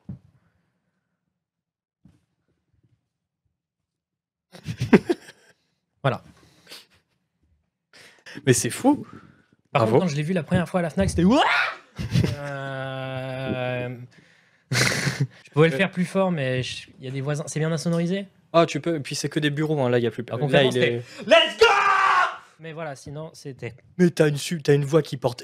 C'est fou. Ça va? Non. Waouh. Et la voix, mais ça va? T'as encore T'as encore. Ça va? Waouh. Mais t'as une voix qui porte super fort. C'est fou. C'est impressionnant. Et du coup, à la Fnac, ils ont dû avoir peur hein, si t'avais créé comme ça. Hein. Oui. Mais je me souviens quand l'album est sorti. Ouais, je me souviens, il y avait plein de gens qui me prenaient en photo ton album à la Fnac et tout. Et alors, il y a un truc aussi qui est fou. Et Pardon, mais je repense à l'article de Libération. Enfin, t'as quand même eu un article chez Libération. Et l'article, en plus, le journaliste, il est super content de cet album et tout. Ouais, j'étais assez content que C'est fou, quoi. J'avais peur que je me fasse très vite rattraper par des gens qui allaient me dire que c'était pas bien. Mais il y a eu un très bon accueil. Il y a évidemment des critiques qui ont été plus mitigées. Et il y avait pour le coup des choses vraiment très intéressantes qui m'aident aujourd'hui à mieux composer mes morceaux. Et donc je suis content. Et tu chantes dans cet album. Il y a de la guitare, il y a beaucoup d'instrus. Toi, tu fais tout. C'est toi qui fais tout de A à Z. Oui. Pas eu d'aide? Non, il n'y a pas eu d'aide. Il y a un saxophone qu'on peut entendre dans le morceau Stockholm qui a été enregistré par un gars sur Instagram qu'un pote connaissait. Mais c'est le seul truc que j'ai pas fait moi-même. Je vous partage. Bah là j'ai Falling. Enfin, j'ai Falling. De la pochette. Ah mais oui, non mais attends, il faut qu'on parle en plus de la... Alors attends, comment je pourrais la mettre en dessiné en cours plein écran? Mais c'est pour te dire que même pendant la première année d'ingénieur son, ça bossait pas des masses. Mais attends. Alors, parle-moi de cette pochette. Donc c'est toi qui l'as dessinée. Oui. Et ensuite j'ai pris en photo et j'ai fait un truc contraste, etc., luminosité. Si je l'ai mis sur un logiciel de traitement d'image et tout. Tiens, regarde, tu peux le voir ici si tu préfères. Regarde devant toi. Oh, mignon. Et j'en suis assez fier de cette pochette. Je trouve que c'est pas mon album le plus consistant en termes de son, mais je suis très fier d'avoir trouvé une image qui correspond bien, je pense, à l'esthétique et la couleur en général de l'album. Je suis assez fier de ce que j'ai fait. Qu'est-ce qu'il a dans les mains? Du sang, de l'encre, de l'eau, un liquide, du coca, on ne sait pas, et je ne cherche pas à vous le dire. C'est aussi important de voir comment vous le voyez. Et oui, c'est très pop indé et c'est fait pour. Hein. Clairement, je sais à qui je m'adresse en faisant cette pochette. Mais j'en suis aussi fier parce que je trouve qu'elle est belle. Je conseille en tout cas d'écouter cet album. Il a bien fonctionné en plus. Ça va au niveau de. Je vois des streamings. Ouais. Je vois au niveau des streamings, c'est encore écouté pas mal sur Spotify. Enfin, moi, je suis sur Spotify. Je voyais que c'était encore écouté pas mal. Je crois. Je sais pas. Je sais même pas s'il est rentable, mais j'en suis assez fier. Et j'espère qu'il est rentable, surtout pour Talit, parce qu'en soi, je fais aucun bénéfice sur ma musique. Hein. Enfin. Des bénéfices, si, parce que finalement, j'y mets pas beaucoup d'argent. Mais si je veux m'acheter des grecs, c'est cool, je peux utiliser cet argent-là. Mais clairement, c'est pas pour la thune, quoi. Et dans cet album, il faut qu'on en parle. Alors, tu me parlais de tes études d'ingénieur du son. Bon, alors, du coup, t'as fait 1 an. Est-ce qu'on peut parler du dernier titre de cet album Paris, ça y est, tu, ouais. Alors, je suis mis en anglais, mais je pense que j'ai compris qu'en fait, tu n'aimes pas Paris. Alors, surtout, c'était à l'époque. Mais en fait, en soi, c'est un album très... Comme beaucoup d'autres albums que j'ai fait, c'est un album très auto-centré. Et c'est un truc que j'aime bien faire et dont j'aime bien même parler, de l'égocentrisme que cette musique peut avoir et à quel point c'est dévastateur de faire de l'art auto-centré. J'aime bien les paroles de cet album, mais je trouve que j'ai bien réussi quand même les paroles de Paris I Hate You parce que au fur et à mesure, on parle moins on fait moins un portrait de la ville qu'un portrait de soi-même et d'une auto-haine. Et c'est finalement un peu la conclusion de l'album. Je trouve que c'est très organique dans la manière dont ça a évolué. Je suis assez fier de ce morceau en particulier dans l'album et je trouve que c'est une très bonne conclusion. Je m'auto-suce. Ah, mais t'as totalement le droit. Totalement bon. Écoutez l'album, c'est Thousand Doors, Just One Key. Je trouve que j'ai un magnifique accent anglais. Il est déjà 22h02. J'ai envie quand même qu'on parle de A Season in the Dark, A Bottomless Trench, qui est sorti à l'occasion d'Halloween. C'est un album d'ambiante. Alors tu l'écris décrit comme de l'ambiante liminal wave. C'est ça. Qu'est-ce que c'est déjà de l'ambiante minimal wave? Je l'ai bien dit. La liminal wave, c'est un truc, Minimal wave. Liminal, c'est en gros, la liminal wave, c'est un concept que j'ai envie de faire. J'ai envie de créer un genre musical avec ma communauté, et on l'a fait. Et je vais bientôt faire une vidéo retour sur toute sur tout ça. C'était vachement bien. J'écoute tous les projets que les gens ont été faits. Et en gros, la liminal wave, l'idée, c'était de créer un nouveau genre de musique, parce que j'avais beaucoup écouté un artiste qui s'appelle The Caretaker et un album qui a été fait qui s'appelle Everywhere at the End of Time, dont j'ai fait une vidéo. Voilà, j'ai fait une vidéo sur le sujet. Il y avait un style de musique où c'était de la musique ambiante, donc avec des longs sons, parfois agréables, parfois pas agréables, qui se suivent, qui est fait à base de samples de vieilles musiques, ou peu importe, mais de samples. Donc, c'est-à-dire de morceaux existants qu'on va utiliser, modifier, recontextualiser, découper dans tous les sens. Et ça crée des ambiances sonores toutes nouvelles. Et beaucoup de gens se sont inspirés de ces albums-là, qui ont été ultra importants à une période. Et tout le monde se sont mis à faire des morceaux dans le même style. Et personne ne mettait un nom sur ça. Et donc, du coup, j'ai voulu mélanger ça avec ajouter des synthés à soi, préexistants, etc. Et aussi, tout ça est évidemment plongé j'ai oublié de le dire, mais plongé dans une atmosphère lo-fi, c'est-à-dire volontairement très distordue, très do-it-yourself, très de mauvaise qualité, des enregistrements de très mauvaise qualité. Et donc, tout ça donne une esthétique nouvelle. Et j'ai voulu mettre un nom sur ça et donner envie aux gens de faire un truc. À partir, j'avais fait un album, Man in the Abyss, A All for a Face, qui était une sorte de fondation de ce que ça pouvait, à quoi ça pouvait ressembler dans plusieurs formes différentes. Et c'est vraiment des morceaux très différents les uns des autres. Et ensuite, faites ce que vous voulez avec ça. Et maintenant, faites des albums. J'ai envie d'écouter vos albums. Et il y a eu des dizaines et des dizaines. Et là, je vais bientôt faire une vidéo où j'ai réagi en fait à plein de trucs que vous avez fait. Et il y a des albums phénoménaux qui ont été réalisés, notamment Plongeon de Brice Vincent, que je vous invite à aller écouter. C'était très bien. Et d'ailleurs, il est allé au Frames Festival, donc conférence à laquelle j'étais, enfin festival dans lequel j'étais allé pour les créateurs sur le net. Et il m'a donné le truc l'album en physique, sous la forme de CD. Et c'était très touchant. Et c'est un album super. Je sais pas si vous avez écouté cet album, mais où est-ce que tu puises l'inspi pour faire de l'ambiante liminal wave? Je suis obligé de m'aider parce que je vais à chaque fois oublier. Je pense aux 13 minutes de Aimless Walking in Nothingness. Inécoutable. Où il y a des moments où j'ai sursauté. À la fin, j'ai sursauté, tu vois. Ah non, la fin où j'ai sursauté, c'était Everything Fell Apart in a Mere Second. Ah oui. Ouais. Oui. Et comment ça se passe comment un processus de création pour ce genre de titre, quoi? Alors, justement, c'est là l'originalité de Liminal Wave, c'est que au-delà d'être tout l'ambiance sonore que j'ai pu expliquer, c'est que c'est un truc qui essaye d'imager des états mentaux, mettre sous son un état mental d'une personne de son point de vue. Parce que l'album qui a inspiré la Liminal Wave, donc Everywhere at the End of Time, monumental album de 6h30 qui est un de mes albums préférés, retranscrit par musique la dégradation des souvenirs et de la santé mentale et de la santé tout court d'un patient atteint de Alzheimer, de A à Z. Et c'est sa descente complète, une descente complète aux enfers jusqu'à n'être plus que la carcasse d'un être humain qui est passionnante et qui est incroyablement touchante. Et donc, du coup, l'idée, c'est que je pars d'une émotion en général que j'ai vécue. Et donc, A Season in the Dark, A Bottomless Trench, malheureusement, c'est couvert de syndrome post-traumatique, d'anxiété et de sentiments profonds, de pas envie d'être à un endroit où on est. Je pars de ces sentiments. J'analyse dans ces moments-là tout ce que je ressens, toutes les sensations que je ressens sur le moment, etc. Et je me dis comment je vais pouvoir faire pour retranscrire ça.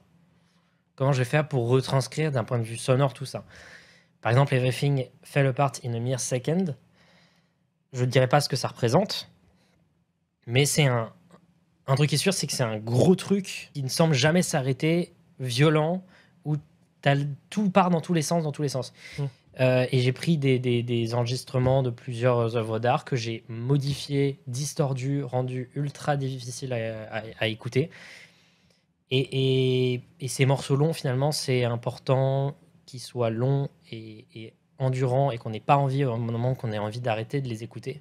Parce qu'ils sont désagréables pour une raison, c'est parce que j'ai pas été dans une situation agréable quand je les ai faits. Pour écouter cet album, est-ce qu'il faut être dans une... Est-ce qu'il faut être dans quel mood pour l'écouter? Il faut être dans un endroit précis, il faut être à une heure précise peut-être pour écouter l'album. Comment tu... Le meilleur, si vous voulez avoir la vraie expérience, je pense que à 2h du matin, seul dans votre lit, obligé de vous focus que sur ça, c'est bien, mais en même temps, je sais pas si je vous le souhaite, parce que c'est pas agréable comme expérience, mais en vrai, si vous voulez l'écouter en arrière-plan pendant que vous faites des recherches, pourquoi pas? Peut-être que vous tomberez sur un morceau où vous trouvez que le son, c'est plutôt cool. Parce qu'il y a des morceaux plus calmes, il n'y a pas que ces sortes d'agglomérats de sons. Tu peux passer des extraits musicaux de cette... C'est vrai, je peux? Ouais, Ok. Et qui dure longtemps. Mais il m'a marqué, je sais pourquoi il m'a... Enfin, alors attends. C'est à celui-là ou à la fin, il y a un truc qui je me souviens plus, j'ai un... C'est Everything Fell Apart in a Near Second où ça explose à la fin. C'est celui-là. Je vais vous mettre celui-là. Désolé. Là, c'est un peu le point culminant du son extrême. Mais non, je vais plutôt aller par là. Je recule encore. C'est un peu plus là.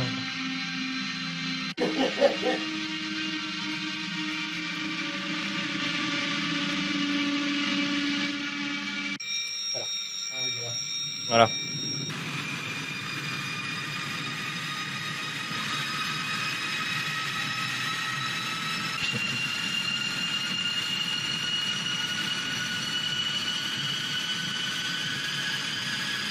Et du coup, je voulais parler justement.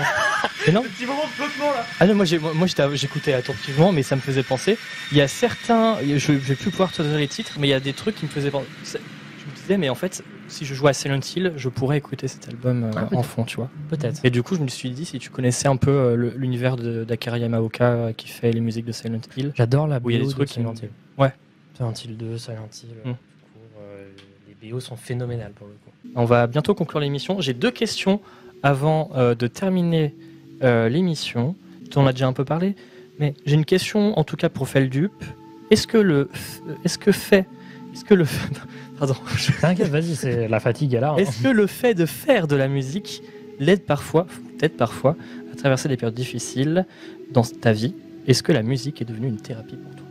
Alors, pas forcément sur le moment en général. Écrire de la musique sur un truc traumatique qui se passe sur le moment, c'est pas le meilleur truc, mais en tout cas, ça permet je sais pas comment le dire en français, le process de faire en sorte que tu comprennes un peu mieux ce que tu as vécu. Parfois, tu vas écrire... C'est un truc dont je vais parler dans un album que je suis en train de préparer, mais je peux pas parler du sujet dont ça parle parce que c'est assez atroce. Parfois, quand on est traumatisé par quelque chose et qu'on est encore au plus profond du problème du trauma, c'est que on n'arrive pas à écrire et ça va dans et ça passe par l'écriture de petits passages, de petits mots qui sur le moment ne font pas sens, mais qui juste résonnent pour toi comme quelque chose de cohérent. Et il y a eu beaucoup de ça. Et donc finalement, en fait, c'est surtout dans l'après-coup, ça permet de cicatriser certains trucs douloureux. Mais sur le moment, ça va pas aider à forcément se soigner, ça va aider à juste trouver des mots que même soi-même on ne comprend pas, qui sont apaisants. Et on se rend pas compte sur le moment de ce qu'ils disent. Et donc du coup, ça peut donner l'impression que ça n'a pas d'intérêt, mais en réalité, ça aura de l'intérêt, mais seulement après. Donc finalement, écrire sur des trucs douloureux, quand on est sur le moment, ça aide pas forcément sur le moment, mais ça aidera après. Et dans l'après, ça aide définitivement d'écrire sur des choses atroces. Et c'est la dernière question, une question que je voulais te poser parce que vas-y. J'ai reçu un SMS d'Alt 236. Et pardon. Je l'adore celui-là. Bah oui, bah justement, voilà. Je sais que vous vous adorez. On voit souvent vos... Ah, mais je l'adore sur Twitter. Il y a des compliments et des compliments. On vous a vu ensemble avec Magla. Mais à quand une vraie collaboration officielle, que ce soit pour une vidéo ou bien même un son, parce que du coup, Alt, oui, c'est vrai, musicien. À quand vous en avez déjà... En plus, c'est sûr que vous en avez déjà parlé. Même pas la question de est-ce qu'on va le faire. c'est sur quoi on va le faire. Les backrooms, ça a failli être un truc avec Alt, mais finalement, on s'est dit, mieux que j'en fasse juste un. Enfin, en tout cas, je me suis dit, mieux que ce soit un truc pour moi tout seul, parce que on cherche un truc oufissime.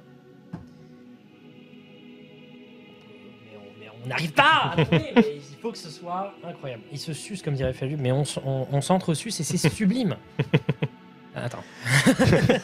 Mais en tout cas, j'espère que je vais pouvoir vous recevoir tous les deux quand il y aura ce truc sublime qui arrivera, j'espère. Oui. En tout cas, vous êtes évidemment tous les deux conviés à venir ici. Eh bien, il est déjà 22h15, on va conclure cette émission. Avant, est-ce que tu sais dessiner, Feldup? Un peu, oui. Parfait, parce que nous avons ici le canapé bleu. On appelle ça le canapé bleu Ikea premier prix qui coûte 80 € et qui fait très mal au dos. Et en fait, tous les invités de Canard PC viennent dédicacer, faire un petit dessin. Ouais. Du coup, on a, c'est ce marqueur chat, hein, je crois que c'est celui-là, ouais. Et en fait, tout le monde dessine sur le canapé bleu. Ouais. Et du coup, si tu veux faire un petit dessin, bien, ça sera avec grand plaisir. Et en plus, ce qui est fou, c'est que avec la technologie, je vais pouvoir me déplacer avec toi et voir ton dessin en direct. Et maintenant, nous allons nous déplacer. Désolé, je sens pas très bon. T'inquiète, moi non plus. Alors. Je suis comme les chats là, qui font n'importe quoi. Alors, là où tu veux, tu dessines ce que tu veux. Je vais faire un petit visage rigolo. À côté de Nagui, dessiné par Fanny Ruet. Ah ok, ça va, je pensais que c'était Nagui qui l'avait fait. Je me dis, mais... visage rigolo.